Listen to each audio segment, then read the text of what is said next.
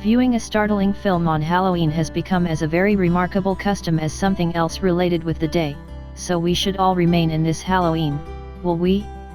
Not that there is a very remarkable decision, given that a wild plague will keep us from setting off to an ensemble gathering or thump on more abnormals' entryway and undermine them for a Mars bar or two. I mean, who's even frightened of covers any longer? Appears to be more similar to social duty these days.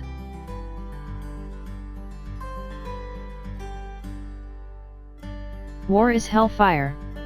This film is hellfire. This likely could be the most firm, outwardly startling, best acted and jeans-shittingly tense war films ever made. Based on the 1975 book I Am From a Fiery Village, the film shows the abhorrences of Nazi-involved Belarus through the eyes of an adolescent kid named Flyara. He joins the Belarusian opposition and demonstrates the veracity of the absolute most ruthless abominations humanity has ever incurred on itself: heaps of executed bodies, terrible maimings, irregular passings from covered landmines, burnings, and assault. In any case, it is the responses of Flyara, played by the unimaginable Alexei Kravchenko, that will stay with you. It grounds the repulsions. As a general rule, you'll envision yourself seeing what he sees, you'll sympathize with his torment and dread. Or on the other hand, you could adhere to Scary Movie 5.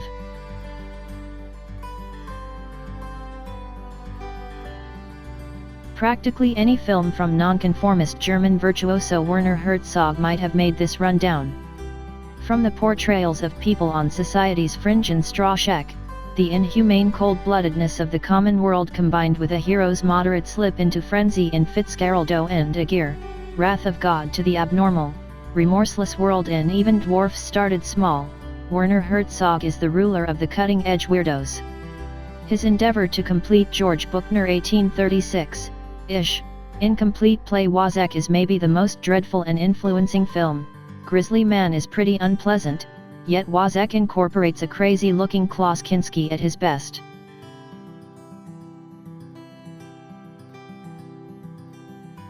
Regardless of whether you watch one of this present man's full-length films or a choice of his short movies, a touch of Czech illustrator Jan Švankmajer's works are an ideal expansion to your Halloween evening.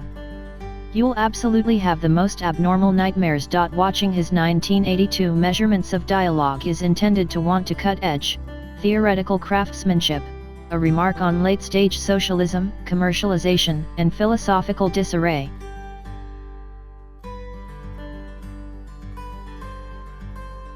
Like a large portion of David Lynch's Yield, Mulholland Drive has a lot of abnormal, dreamlike, and vexing arrangements. Yet, bounce alarms? In a non-thriller? No doubt, and it's a whopper, maybe the absolute best, generally tense, nerve-breaking bounces ever dedicated to celluloid. Or then again a SD card.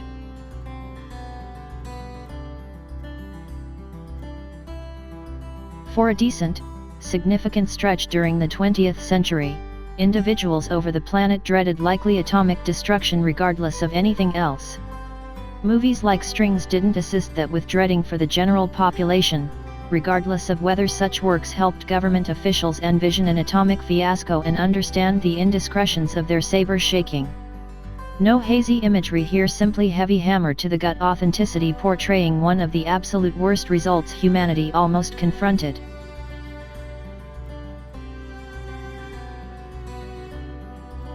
Surrealist chief Louis Spunuel, the man behind this most interesting of movies, teaming up with Salvador Dali, depicted it as nothing other than a frantic, enthusiastic call for homicide.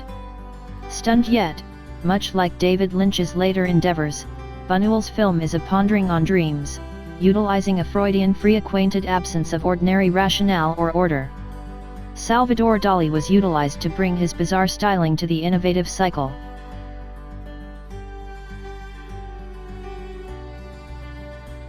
You'd be all in all correct to raise an eyebrow curiously in the event that someone recommended a Clint Eastwood Western film for Halloween. The vast majority of his cowhand films are probably as terrifying as a tall glass of sarsaparilla, except if you are adversely affected by sarsaparilla, obviously.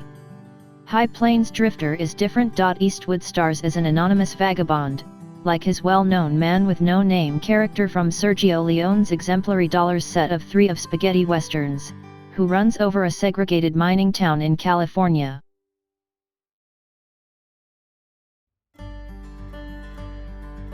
This is maybe the most excellent film on the rundown. Hayao Miyazaki's original work of true-to-life enchantment is frequently held up as one of the best energized films ever constructed.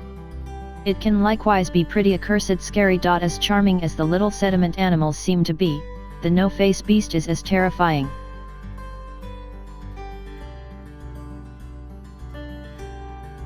To many, an outing to the dental specialist is as dread-actuating as any terrifying film. Shouldn't something be said about a Nazi dental specialist? One that will utilize his apparatuses to torment you for information? Sweat-soaked palms yet, this encouraged spine chiller isn't the most terrifying film you'll actually observe. It utilizes Dustin Hoffman's character's affection for racing to extraordinary use, a gadget that adds to the pressure, causing us to feel like we're as much on the run as he seems to be. Is that enough to hold you under a cover, however? Not generally.